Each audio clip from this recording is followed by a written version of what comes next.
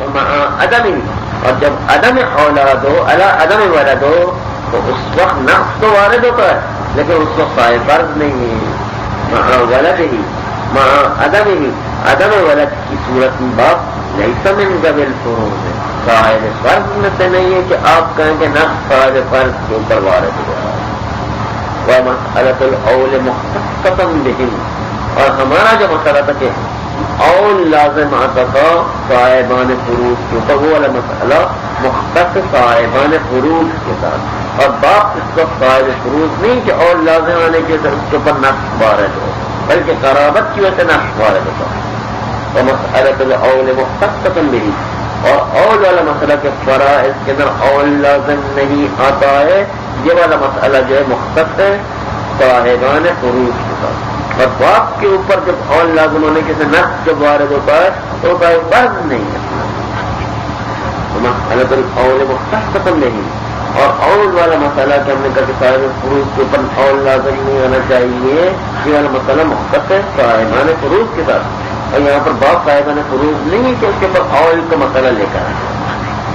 وقت تنبہ لذلک المصنف کے شروع سے تحقیق کے آگاہی پیدا کی، متوجہ ہو گئے لذلک، اسی مطلب کی طرف یعنی کیا، باپ جب صاحب فرض ہے تو نقص وارد نہیں ہو سکتا، اور جب نقص وارد ہوتا تو صاحب فرض نہیں ہے، یہ اس مطلب کی طرف متوجہ ہوئی مصنف سے ضرور سے کتاب ضرور،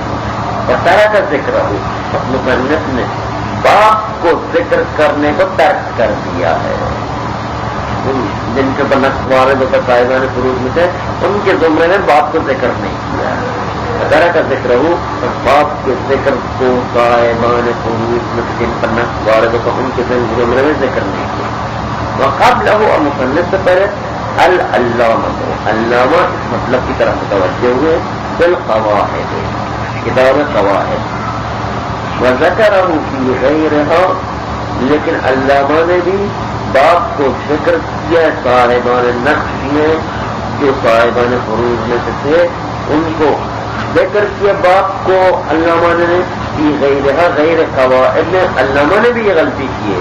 کہ قواعد کی غیر باقی کتابوں کے اندر باپ کو صاحبان فروض اور صاحب نقص میں ذکر کیا، حالانکہ ایسا نہیں۔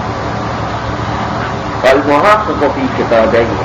اور محقق نے بھی باپ کو ذکر کیا اپنی دونوں کتابوں کے اندر اس زمرے میں کہ جس زمرے میں باپ کے اوپر نقص بھی وارد ہوتا اور صاحب فرض بھی شمار کیا، والصواب ترک، لیکن صحیح چیز یہ ہے کہ باپ کو صاحب نقص میں ذکر کرنے کو ترک کر دیا جائے، یعنی باپ صاحب نقص اور صاحبان فروض میں سے ہو اس کے اندر ذکر کرنا صحیح نہیں۔ اب آئیے دوسرا مسائل خمسون، 5 مسئلے۔ الاولی، پہلا مسئلہ، اذا انفرد کل واحد من الابوین، باپ اور ماں میں سے کوئی بھی ہر ایک منفرد ہو کر آ جائے، یعنی کیا، یا تنہا ماں وارث ہو یا تنہا باپ وارث ہو، تو سارا کا سارا مال جو ہے ماں کو مل جائے گا یا سارا مال جو ہے باپ کو ملے گا، لیکن طریقہ الگ الگ ہے۔ سارا مال باپ کو ملے گا سارا قرابت کی وجہ سے، لیکن سارا مال جو ماں کو ملے گا وہ سارا مال جو ماں کو ملتا ہے سلس فریضے کی وجہ سے، اور باقی جو ہے 2 سلس وہ قرابت کی وجہ سے۔ اذن فرد کل واحد من الابوین، ابوین میں سے ہر ایک جب منفرد ہو کر آ جائے تنہا جو ہے وارث کرے۔ ولم یترک المیت قریبا فی مرتبتہ سواہ، اور میت نے چھوڑا نہ ہو کوئی قریبی رشتہ دار فی مرتبتہ، یعنی فی مرتبت کل واحد من الابوین، ابوین میں سے ہر ایک کے مرتبہ میں کوئی قریبی رشتہ دار نہ چھوڑا ہو، سوائے یہی باپ یا ماں کے، سوائے یا ماں یا سوائے باپ کے اور کوئی قریبی رشتہ دار مرتبے میں موجود نہیں ہے، سوائے تنہا ماں کے اور سوائے تنہا باپ کے۔ کل ماں سواؤ کی ضرورت کل واحد من الابوین، فالمال کلہ لہ، بس مال تمام کا تمام مال جو ہے لہو اس منفرد شخص کے لیے ہوگا، چاہے ماں ہو چاہے باپ ہو. لیکن للام ثلث المال بالتسمیۃ، لیکن ماں کے لیے ثلث مال جو ہے نام کی وجہ سے، نام رکھنے کی وجہ سے، نام رکھنے کی وجہ سے نا فریضے کی وجہ سے کہ جو قرآن مجید میں نام رکھا گیا ہے کہ ثلث ماں کو ملے گا. لأنه فرضها حينئذ، کیونکہ یہ ثلث جو ہے فرض ماں ہے حينئذ جب اولاد اور حاجب موجود نہ ہو، اور جب کوئی وارث موجود نہیں تو ثلث اس کا ماں کو ملے گا. والباقی، اور باقی جو دو ثلث رہ گئے ہیں ماں کو بالرد، رد کی وجہ سے ملے گئے 4 تمان، رد کی وجہ سے 2 تمان جو اصل فریضہ کی. اما باپ کو جو 6 تمان ملیں گے وہ سارے کے سارے قرابت کی وجہ سے، اس کو کوئی صحیح معین نہیں ہے. فَإِرْثُهُ لِلْجَمِيعِ بِالْقَرَابَةِ، بس باپ کا ارث پانا تمام مال کا قرابت کی وجہ سے، فرض کی وجہ سے کچھ بھی نہیں ہے. اذ لا فرض له، کیونکہ باپ کے لیے کوئی فرض معین ہی نہیں ہے اس وقت، اس وقت کے جب کوئی اولاد موجود نہیں ہے. کما مرہ جس سے پہلے بھی گزر چکا کہ باپ کا کوئی فرض معین نہیں جب کوئی اولاد نہ ہو. اولاد ہونے کی وجہ سے سوچ ہے، لیکن جب اولاد نہیں تو کوئی حصہ معین نہیں، سارا حصہ قرابت کی وجہ سے ملے گا. وَلَوْ اجْتَمَعَ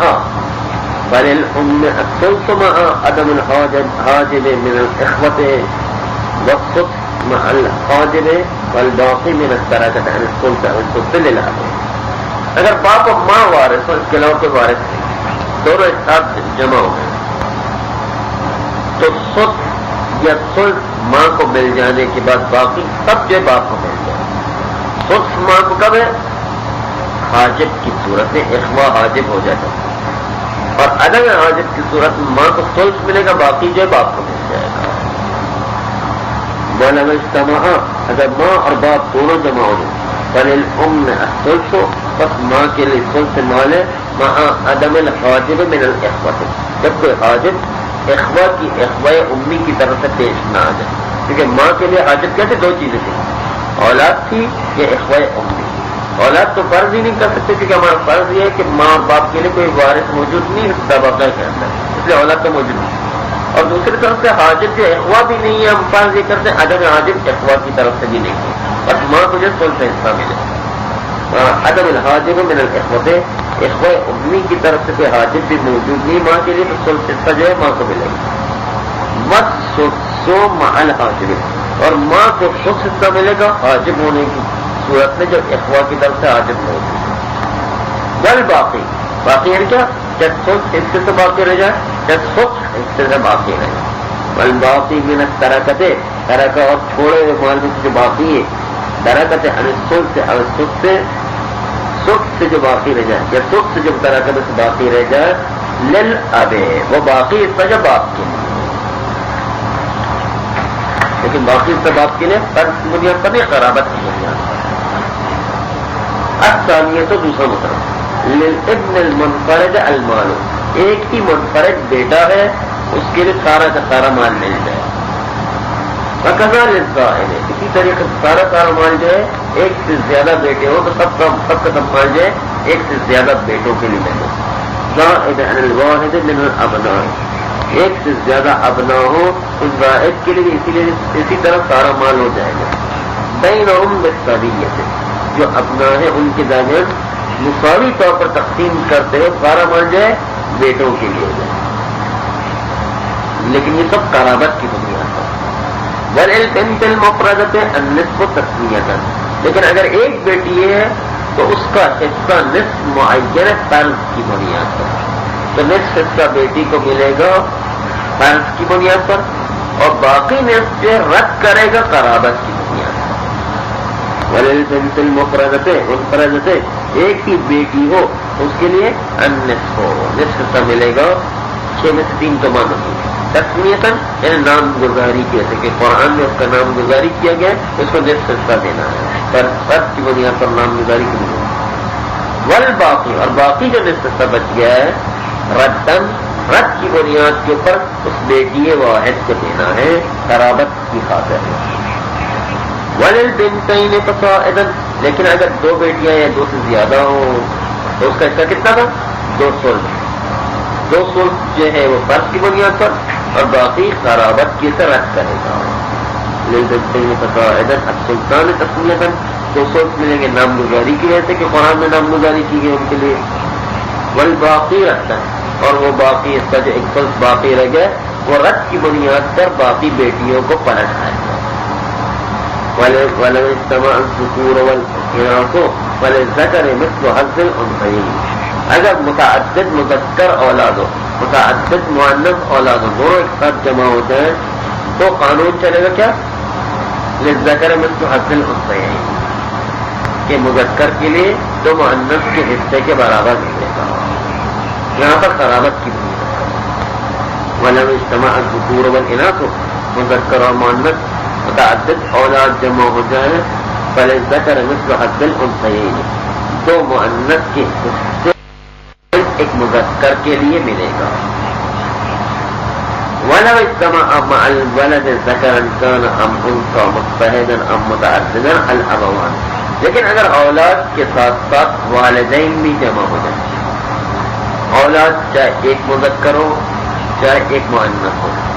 چاہے متعدد مذکر ہو چاہے متعدد مؤنث ہو، اور اولاد کے ساتھ خدا سا والدین جمع ہو جائیں، تو والدین میں سے ہر ایک کو اولاد کی موجودگی میں خود حصہ دیں گے، 6 میں سے 1 تمام دیں گے، باقی 4 تمام جو ہے اولاد کے درمیان تقسیم ہو جائیں گے اسی قانون کے لحاظ سے کہ للذکر مثل حظ الانثیین، مذکر کو 2 برابر، بیٹی کو 1 حصہ ہوگا۔ وَلَوْ اجْتَمَعَ مَعَ الْوَلَدِ، اگر اولاد کے ساتھ جمع ہو جائے، ذَكَرًا كَانَ أَمْ أُنثَىٰ، چاہے وہ اولاد مذکر ہو چاہے اولاد مؤنث ہو، متحدًا أَم متعددًا، چاہے اولاد ایک ہو متحد ہو ایک ہو، اور متعددًا یا اولاد متعدد ہو۔ لَوْ اجْتَمَعَ الْأَبَوَانِ، اگر اولاد کے ساتھ والدین بھی جمع ہو جائیں، فَلِكُلِّ وَاحِدٍ مِّنْهُمَا السُّدُسُ، پس والدین میں سے ہر ایک کے لیے 1/6 حصہ ہے، 6 میں سے 1 تمن ماں کو، 6 میں سے 1 تمن باپ کو۔ والباقی من المال، اور باقی جو مال میں سے ہے، للابن، اگر ایک بیٹا تو سارا مال اس بیٹے کو چلا جائے گا، انسان الولد المفروض ابن، اگر ہمارا فرض ہے کہ وہ ولد جو اولاد تھی اس کو فرض کی گئی تو وہ ایک ہی بیٹا ہو، او بنتین، یا سارا کا سارا مال متعدد بیٹیوں کو چلا جائے گا اگر خالی بیٹیاں ہیں، والذکور والاناث، لیکن اگر اولاد کے متعدد مذکر و مؤنث تھی تو علی ما قلنا، تو اس قانون کے مطابق جس کو ہم نے کہا وہ کیا ہے، للذکر مثل حظ الانثیین، للذکر منہم حظ الانثیین، مذکر کے لیے انہی اولاد میں سے انثیین کے حصے کے 2 برابر ہیں۔ وَلَهُمَا أَيْ لِلْأَبَوَيْنِ مَعَ الْبِنْتِ الْوَاحِدَةِ السُّلْطَانِ، اگر والدین کے ساتھ ایک بیٹی ہے تو والدین کو 1 ثلث دیں گے اور باقی بیٹی کو نصف حصہ ملے گا۔ مثلا 6 تمن دے، 6 تمن میں سے 1 تمن جو ماں باپ کو دے دیا، نصف جو 6 کا جو ہے وہ 3 تمن، مطلب 3 تمن بیٹی کو دے دی، پھر بھی 1 تمن لگ جاتا ہے۔ یہ 1 تمن جو ثلث حصہ ہے وہ والدین اور بیٹی کے اوپر نسبت کے لحاظ سے پلٹانا ہے، ٹھیک ہے کہ نہیں؟ کتنے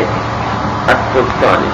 والدین کے لیے بیٹی واحد کے ساتھ السلطان ہے،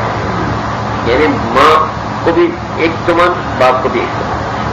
وَلَهَا النِّصْفُ، بیٹی واحد کو نصف حصہ دینا ہے 3 تمن، والباقی، باقی کتنا رہ گیا 1 تمن، 1 تمن باقی رہ گیا نا، وہ 1 تمن ثلث حصہ ہے، اس کو دونوں کے اوپر یعنی والدین کے اوپر بھی اور بیٹی کے اوپر بھی نسبت کے لحاظ سے پہنچانا، نسبت کے لحاظ سے نہیں، یعنی 5 حصے بنائیں گے 1 تمن، 3 حصے بیٹی کے، 1 حصہ ماں کا، 1 حصہ باپ کا، تو کتنا ہو جائے گا 6 ریال بیٹی کو ملیں گے، 2 ریال باپ کو ملیں گے، 2 ریال ماں کو ملیں گے، اس طریقے سے۔ والباقی وہ خود تو خود حصہ جو 1 تمن باقی رہ گیا، جو رد علی الابوین، پلٹایا جائے گا والدین کے اوپر، والبنت اور بیٹی کے اوپر، لیکن کس طرح؟ اخموسن، ان 5 حصے کرتے ہوئے، علی نسبت الفریضہ، فریضے کی نسبت کی بنیاد کے اوپر 5 حصے کرنے، کیونکہ بیٹی کا ایسا نصف، والدین کا سدس، اس لیے نسبت فریضے کی بنیاد کے اوپر 5 حصے کرنے، بیٹی کو 6 ریال، ماں کو 2 ریال، باپ کو 2 ریال، اس سے فیکون جمع ترکت بینہم اخماسا۔ اس کا نتیجہ کیا ہوگا کہ ایک تمان کو جب ہم نے پلٹایا تو اس وقت جو ہے اخماس کر کے جو پلٹایا تو کلی طور پر نتیجہ ہے کہ کل رقم جو ہے اس کا 5واں حصہ ماں کو، 5واں حصہ باپ کو، اور 3 پنجم جو ہے وہ بیٹی کو۔ مثلا 30 تمان تھے، 30 تمان میں سے ایک پنجم جو ہے کتنا بنتا ہے؟ 6 تمان، 6 تمان ماں کو، 6 تمان باپ کو، اور باقی 6 اور 6 12 ہو جائیں گے، باقی جو 18 تمان ملتے ہیں، 18 تمان جو 3 پنجم ہیں وہ بیٹی کو ملتے ہیں۔ اس طرح سے تقسیم فیکون جمع ترکت بینہم اخماسا، تمام ترکہ ان سب وارثوں کے درمیان، ماں باپ اور بیٹی کے درمیان، اخماسا انہیں 5 حصے کرنے ہیں۔ للبنت ثلاثۃ اخماس، بیٹی کے لیے 3 پنجم، ولکل واحد منہما خمس، اور ان والدین میں سے ہر ایک کے لیے 1 پنجم ہے، خمس ہے 1 پنجم۔ والفریضۃ حینئذ من 30، فریضہ اس وقت 30 تمان میں سے بات کرنا ہے۔ کیوں؟ اس لیے کہ اصل فریضہ جو ہمارا 6 تمان تھا، اور ہمیں 5 حصے کرنے ہیں، 6 کو 5 سے زیادہ دیں گے تو 30 ہو جائے گی، اس لحاظ سے 30 میں سے تقسیم کریں گے ان کے درمیان، 30 میں سے 1 پنجم ماں کو، 1 پنجم باپ کو، اور 3 پنجم بیٹی کو۔ والفریضۃ حینئذ من 30، فریضہ اس وقت کہ جب جو ہے وہ 1 تمان بچ جانے کی صورت میں اس کے 5 حصے کرنے ہیں، اس وقت جو ہے فریضہ من 30، 30 میں سے فریضے کو ہم شروع کریں گے۔ کیوں؟ لأن اصلھا 6، کیونکہ اصل فریضہ ہمارا 6 تمان تھا، مخرج السدس والنصف، کہ جو 6 تمان جو ہے سدس اور نصف کے نکلنے کی جگہ تھی، یعنی 6 تمان میں سے ہم نے سدس ماں اور باپ کو دیا تھا، اور 6 تمان میں سے نصف سے بیٹی کو دیا تھا، مخرج سدس و نصف وہی حصہ تھا۔ ثم یرتقی بالضرب فی مخرج الکسر الی ذلک، پھر ترقی کر جائے گا یہ 6 کا عدد بالضرب ضرب کرنے کے نتیجے میں فی مخرج الکسر، مخرج کسر کے اندر، مخرج کسر جو ہے وہ 5 کا عدد ہے۔ کیوں؟ اس لیے کہ 1 تمان کو ہمیں توڑنا ہے 5 حصوں میں، اس لیے مخرج کسر کرو، 1 تمان دیر سے توڑیں گے 5 حصوں میں، اس لیے مخرج کسر کرو۔ یہ 6 تمان ضرب کرنے کے نتیجے میں مخرج کسر میں ترقی کر جائے گا، اعلان کرے 30 تک، 5 کو 6 سے ضرب دیں گے 30 بنے گا۔ 6 کا عدد کہاں کا ہے؟ اصل ہمارا وہ حساب کا 6 تمان، 5 کا عدد کہاں سے ہے؟ اس لیے کہ 5 حصے بنانے ہیں، 3 حصے بیٹی کے، 1 حصہ جو ماں اور باپ، اس لیے 5 کو 6 سے ضرب کریں گے تو 30 بنے گا۔ 30 تمان کو اب تقسیم کریں تو صحیح آپ نے کہا ہے، ثم یرتقی، پھر 6 کا عدد ترقی کرتے ہیں ضرب کرنے کی، مخرج الکسر جو 5 ہے اس کے اندر الی ذالک ترقی کر کے، الی ذالک 30 کی طرف اشارہ، ترقی کر کے 30 تک پہنچ جائے گا۔ هذا اذا لم يكن للام حاجب عن الزيادة